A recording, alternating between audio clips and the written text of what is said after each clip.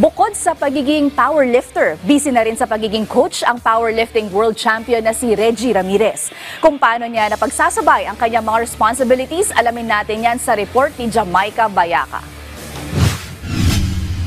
Isa sa mga namamayagpag sa mundo ng powerlifting ngayon ay ang powerlifting world champion na si Reggie Ramirez. Bilang isang atleta, marami nang napatunayan sa kanyang career ang powerlifting star. Taong 2024 umukit ng kasaysayan ang tubong Ormoc Leyte sa kanyang world record-breaking performance sa 2024 World Open Equipped Powerlifting Championship sa Iceland. Isa rin ang atleta sa mga pinarangalan sa Philippine Sports Writers Awards Night nito lamang Enero. Kaya naman hindi rin imposible na mag-shine ito sa pagiging coach at mag-training ng mga amateur at professional powerlifters. Ayon kay Ramirez, masaya itong natuturuan ang kanyang mga kapwa-atleta. It's fulfilling, maganda siyang growth din, continuous kasi hindi lang ang sarili mo ngayon yung binabantayan mo, kundi natututo ka rin sa mga tama na ginagawa ng atleta mo at saka yung mga mali. Yun lang talaga yun, continuous growth lang at the end. Ibinahagi rin ni Reggie ang kanyang sikreto kung paano niya pinagsasabay ang kanyang coaching duties at pagiging athlete. Una sa lahat, mag-meet kayo sa isang gym para magsabay kayo mag-training. Time management lang kasi minsan klase-klase yung atleta mo, may mga baguhan, may mga season na, so iba yung kadalian nun.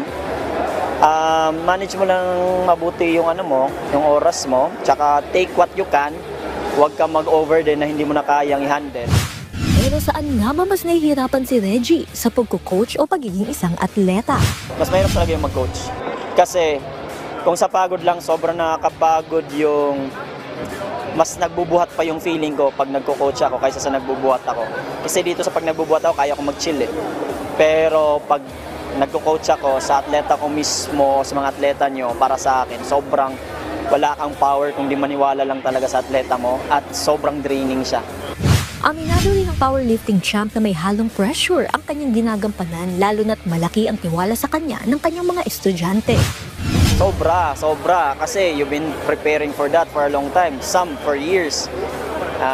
Well, it can also range up to months lang. Pero, of course, you don't wanna be sad at the end of the competition. So you wanna get what you were training for.